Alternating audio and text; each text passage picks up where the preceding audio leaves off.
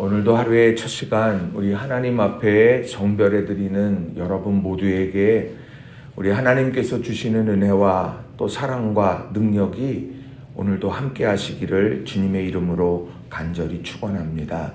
오늘은 창세기 43장의 말씀을 중심으로 해결의 물꼬를 트는 축복의 사람, 해결의 물꼬를 트는 축복의 사람이라는 제목으로 말씀을 전하고 또 함께 은혜를 나누기를 원합니다. 흔히 물꼬를 튼다라고 하는 이 말은 논에 물이 드나들 수 있도록 만든 이 좁은 통로, 이 물꼬를 여는 행동을 뜻하는 말입니다. 그러니까 논이 있고 물이 있는데 그 통로, 그 물이 흘러갈 수 있는 통로를 열어가는 행동, 이것입니다. 그러니까 마음이 아니라 이것은 행동을 지칭하는 그런 말이죠. 그래서 이 물꼬가 터지면 물이 공급되고 물이 공급되면 갈급함이 해결함이 되는 것입니다. 지금 야곱의 가정에도 보면 해결해야 될 문제가 있고 그 문제가 지금 해결이 막혀있는 상황을 마주하고 있어요. 자, 애굽에 갇혀있는 시므온을 데려오는 일이 지금 야곱의 가정에 있어서 너무도 중요한 일이라고 하는 것입니다. 그런데 오늘 여러 가지 이유로 그것이 안 돼 있는 상황이었습니다. 사실 창세기 42장에 나오는 말씀을 보게 되면 애굽의 총리였던 이 요셉이 기근의 상황 속에서 이 아들들이 곡식 사오기를 기다리고 계실 아버지를 생각하면서 형제들 중에 한 사람이었던 시므온을 인질로 남겨두고 모든 형제들을 다 이제 돌려보냈습니다. 근데 조건을 하나 달았죠. 창세기 42장 19절 20절에 보면 이렇게 말씀을 합니다. 너희가 확실한 자들이면 너희 형제 중 한 사람만 그 옥에 갇히게 하고 너희는 곡식을 가지고 가서 너희 집안에 굶주림을 구하고 너희 막내 아우를 내게로 데리고 오라. 그러면 너희 말이 진실함이 되고 너희가 죽지 아니하리라 하니 그들이 그대로 하니라. 그게 너희 중에 한 사람, 형제 중에 한 사람이 옥에 갇혔는데 그게 시므온이었습니다. 그러면 이제 곡식을 가지고 집으로 돌아가고 그 집에 돌아가서는 그 양식으로 굶주림을 해결하고 그리고는 막내 아우를 데리고 와서 시므온을 데려가야만 했습니다. 그런데 그것이 진척이 없는 상황이 되었죠. 그런데 그런 상황을 풀어낸 한 사람이 있었는데 그 사람이 바로 누구냐? 유다라는 겁니다. 그 해결의 물꼬를 유다가 텄어요. 그리고 오늘 우리 삶에도 그러한 상황에 여러 문제를 풀어내야 되는 상황들이 있죠. 그러니 오늘 이 창세기 43장에는 이런 중요한 믿음의 모습들을 통해서 우리에게 주시는 교훈들이 녹아져 있다는 거예요. 저는 그 중에 두 가지 우리가 꼭 기억해야 될 중요한 교훈의 메시지를 여러분에게 전하고 또 함께 은혜를 나누기를 원합니다. 자, 첫 번째로는요, 하나님은 해결의 물꼬를 트는 헌신의 사람을 찾으신다는 겁니다. 하나님은 해결의 물꼬를 트는 헌신의 사람을 찾으신다라는 거예요. 자, 애굽에 갇혀 있는 시므온, 오매불망 얼마나 형제들을 기다리고 있었겠습니까? 베냐민과 함께 형제들이 자신을 구하려고 애굽으로 다시 내려오기를 정말 손꼽아서 그렇게 기다렸을 거라는 거예요. 그런데 43장의 말씀을 보게 되면 시므온의 기대와는 전혀 다른 모습이 보여집니다. 그 이유는 무엇이겠습니까? 가지 못하고 있는 그런 이유가 있는데 그 이유가 두 가지였어요. 하나는 뭐냐? 미래에 대한 불안감이었습니다. 미래에 대한 불안감, 그게 뭐냐면 42장에 보게 되면 요셉이 명령을 내려서 집으로 돌아가는 형제들의 자루에 곡식을 채우게 했습니다. 그리고 곡식값을 이제 지불을 했던 그것을 다시 각 사람의 자루에 도로 넣게 했습니다. 그리고는 이제 이 출발해서 길을 갔는데 가는 도중에 이제 그 사실을 발견을 하게 됐죠. 아, 돈이 여기 그대로 있네? 그러니까 마음속에 두려움이 밀려드는 겁니다. 야, 이거 이러다가 큰 고초 겪는 거 아니야? 야, 이게 가가지고 우리 정탐꾼으로 오인받았는데 이 큰일 나겠다 하는 이런 두려움이 그들을 사로잡게 됐습니다. 심지어 요셉은 길을 가는 도중에 먹을 음식도 그들에게 주었다고 말합니다. 이게 다 배려였어요. 사랑이었습니다. 그런데 형제들에게 있어서는 이게 우리를 시험하는 거고 우리를 지금 올무에 사로잡히게 만드는 거구나 하는 두려움이 그들을 막 고통스럽게 밀어 넣었다는 거죠. 그러니 다시 애굽으로 내려가게 될 때 어떤 일을 당할까 불안하고 두려웠을 거라는 거죠. 또 다른 이유는 야곱이 겪고 있었던 과거의 상처였다는 겁니다. 야곱이 겪고 있던 과거의 상처, 이게 오늘 이 문제, 이 해결의 물고 이것을 막고 있는 것이었어요. 자, 창세기 42장 38절에 보게 되면 이렇게 말씀을 합니다. 제가 공동번역으로 읽어드립니다. 그러나 그는 막무가내였다. 이 애만은 데리고 가지 못한다. 그 형은 죽었고 이 애 하나 남았는데 가는 길에서 무슨 변이라도 당하면 어떻게 할 셈이냐. 너희들은 이 늙은 것이 백발이 성성해가지고 슬퍼하며 지하로 내려가는 꼴을 보고 싶으냐. 이런 지하에 지금 베냐민을 데리고 내려가야 합니다라고 하는 말을 단칼에 거절을 하게 됩니다. 시간이 지나도 계속해서 그랬다는 거예요. 같은 아픔을 반복하고 싶지 않아. 나 괴롭히지 마라. 이게 바로 지금 야곱의 마음이었다는 겁니다. 미래에 대한 불안감, 과거에 겪었던 상처들, 이런 것들이 오늘 이 야곱의 가정의 발목을 묶고 있었다라는 거예요. 그렇게 시간은 속절없이 흘러갔습니다. 얼마나 시간이 흘렀을까? 창세기 43장 10절은 이렇게 말합니다. 우리가 지체하지 아니하였더라면 벌써 2번 갔다 왔으리이다. 2번 정도 다녀왔을 그 긴 시간이 지금 흘러버린 게 됐다라고 하는 것입니다. 언제까지 얼마나 더 흘러갈지 몰라요. 근데 그런 상황 속에 물꼬를 트는 한 사람이 오늘 등장하는데 그게 유다였습니다. 그 유다는요, 장남이 아니었어요. 그렇지만 그는 형제들을 대신하여 책임지는 선봉에 서게 됐다는 겁니다. 창세기 43장 9절에 보면 그가 아버지 앞에 이런 이야기를 합니다. 내가 그를 위하여 담보가 되오리니 아버지께서 내 손에서 그를 찾으소서. 내가 만일 그를 아버지께 데려다가 아버지 앞에 두지 아니하면 내가 영원히 죄를 지리이다. 바로 문제 해결을 위한 용기를 내고 있다라는 거죠. 이 유다의 모습이 야곱의 마음을 열게 되었습니다.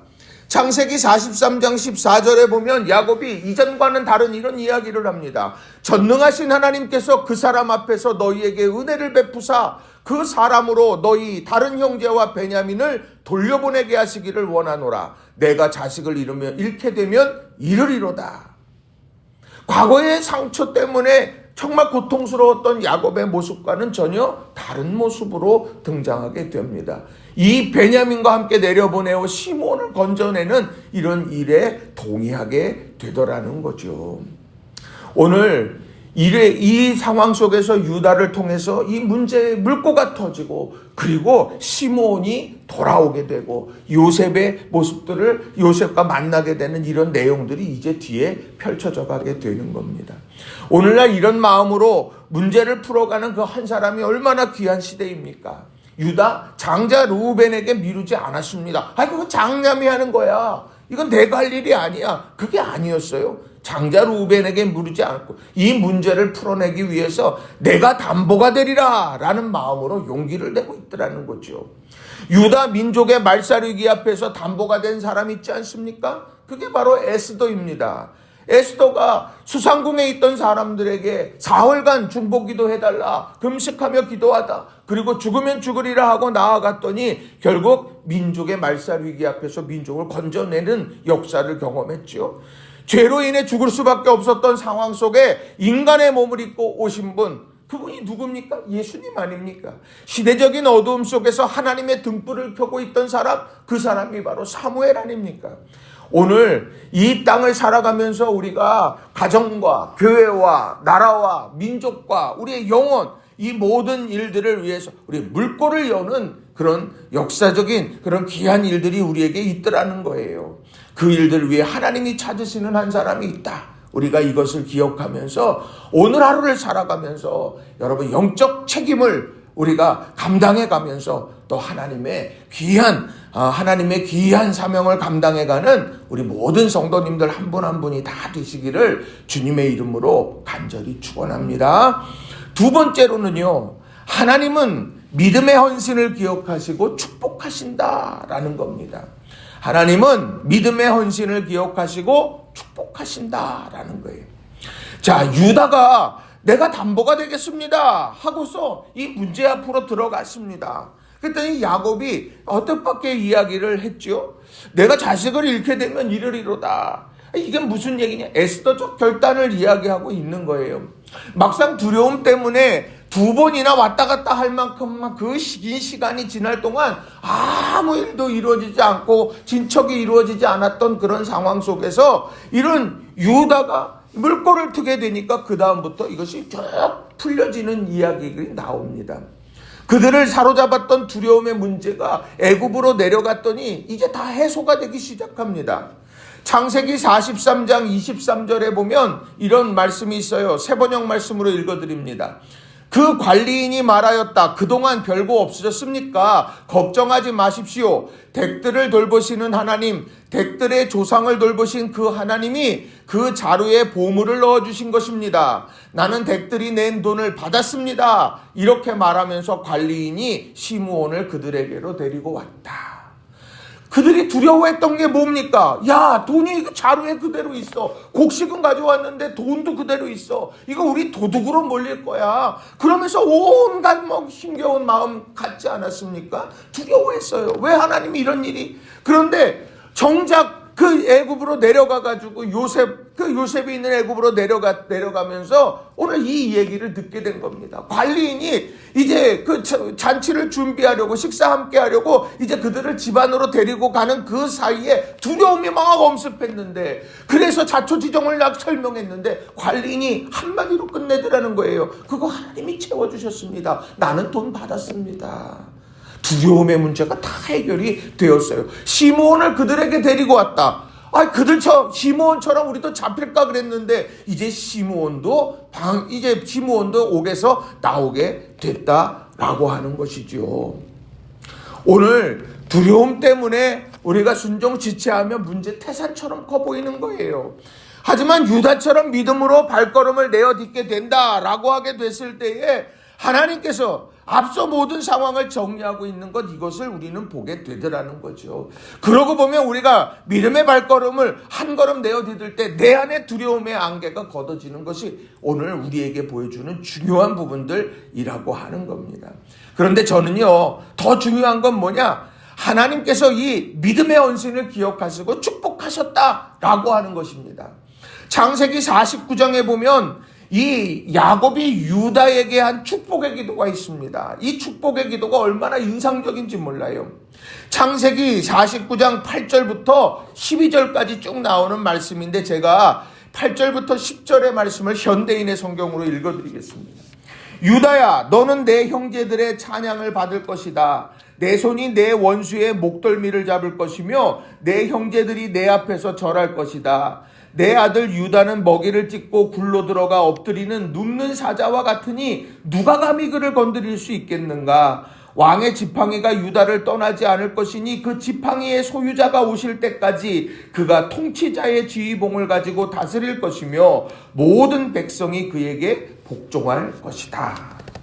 유다가 보여준 이런 행동들 하나하나들을 보면서 하나님께서는 그걸 잊지 않았어요. 야곱이 축복기도 하게 되면서 형제들의 찬양을 네가 받을 거야. 그리고 누가 감히 너를 건드릴 수 있겠느냐. 눕는 사자와 같은 너를.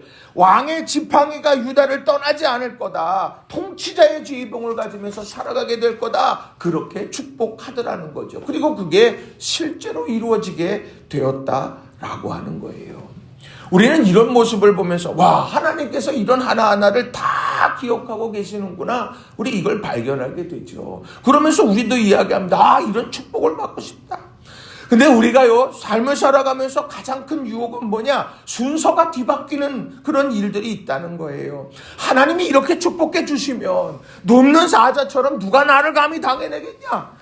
그리고 왕의 지팡이가 내게 영원히 가지고 있게 될 거다. 형제들이 나를 찬양하고 절하게 될 거다. 이런 상황이 되면 우리도 담보할 수 있습니다. 라고 말합니다. 근데 성경은 항상 말을 해요. 믿음의 선택, 믿음의 결단을 먼저 요구하더라는 거죠. 우리 사랑하는 성도님들, 이제 연말, 이제 조금 지나면은 이제 새로운 2026년을 맞게 됩니다. 여러분, 가정을 위해 담보가 되는 기도의 사람이 되어야 되지 않겠습니까? 자신과 교회를 위해 예배의 사람이 되어야 되지 않겠습니까? 나의 앞날을 위해 말씀의 사람이 되어서 이정표를 세워가야 되지 않겠습니까? 함께 걷는 사람들에게 사랑의 사람이 되어야 되지 않겠습니까? 이게 바로 담보가 되는 인생이 되는 것입니다. 하나님은 그렇게 결단하고 믿음으로 살아가는 이들을 기억하시고 잊지 아니하시고 축복과 은혜를 부어주신다. 우리는 이 사실을 오늘 본문의 말씀을 속에서 우리는 발견하게 된다는 거예요. 여러분, 먼저 그의 나라와 그의 의를 구하라. 그리하면 이 모든 것을 너희에게 더해 주실 것이다. 이 약속의 말씀들을 마음에 깊이 새기시고 오늘도 삶의 자리에서 승리해가는 우리 성도님들이 다 되시기를 바랍니다. 말씀을 정리합니다. 오늘 여러분 앞에 기근이 있습니까? 혹시 도무지 풀리지 않는 관계의 꼬임 같은 게 있습니까? 아니면 물질과 건강에 막힘이 있습니까?